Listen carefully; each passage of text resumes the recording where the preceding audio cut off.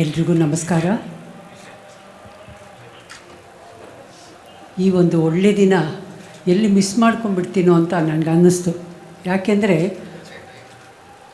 ಮೋಹನ್ ಬಾಬು ಅವರು ಫೋನ್ ಮಾಡಿದಾಗ 8ನೇ ತಾರೀಕು ಇರ್ತೀರಾ ಅಂದರು.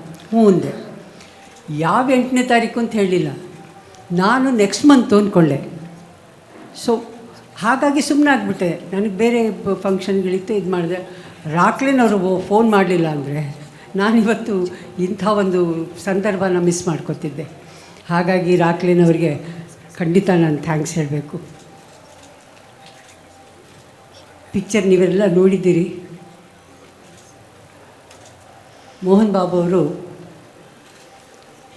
ನಮ್ಮ ಯಜಮಾನಿಗೆ ಎಷ್ಟು ಪ್ರೀತಿಸ್ತಿದ್ರು ಅಂದರೆ, ಅವ್ರು ಹೇಳಿದ್ರು, ನಿನ್ನ ಹೆಸರೇ ನನ್ನ ಮಗನಿಗೆ ಇಡ್ತೀನಿ ಅಂತ ಹೇಳಿಬಿಟ್ಟು ವಿಷ್ಣು ಅಂತ ಹೆಸರಿಟ್ಟರು.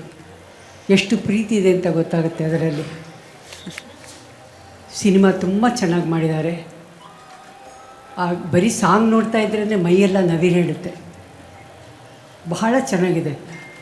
ಅದ್ರ ಬಗ್ಗೆ ಹೇಗೆ ಹೇಳಬೇಕು ಅನ್ನೋದೇ ಗೊತ್ತಾಗ್ತಿಲ್ಲ ನನಗೆ.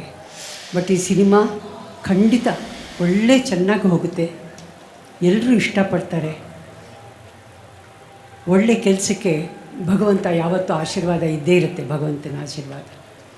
ಸೊ ಹಾಗಾಗಿ ಬಾಬು ಅವರಿಗೆ, ಅವ್ರ ಮಗ ವಿಷ್ಣು ಅವರಿಗೆ ಒಳ್ಳೆಯದಾಗಲಿ, ಸಿನಿಮಾ ಚೆನ್ನಾಗಿ ಹೋಗಲಿ.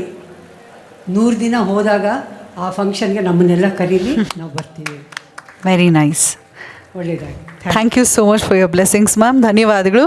ಸ್ವಾದಿಷ್ಟತೆಯ ಸ್ವಾದ, ತಾಜಾತನದ ಆಹ್ಲಾದ, ಉತ್ತಮ ಆರೋಗ್ಯ ಮತ್ತು ಹೆಚ್ಚಿನ ರೋಗ ನಿರೋಧಕ ಶಕ್ತಿಯ ವೃದ್ಧಿಗೆ ಈಗ ನಿಮಗೆ ಸಿಗುತ್ತಿದೆ ಉತ್ತಮ ಗುಣಮಟ್ಟದ ಪೌಷ್ಟಿಕಾಂಶ Shri Vaidik millet health mix. ಇದು ಸಿರಿಧಾನ್ಯಗಳ ಸಂಪತ್ತು.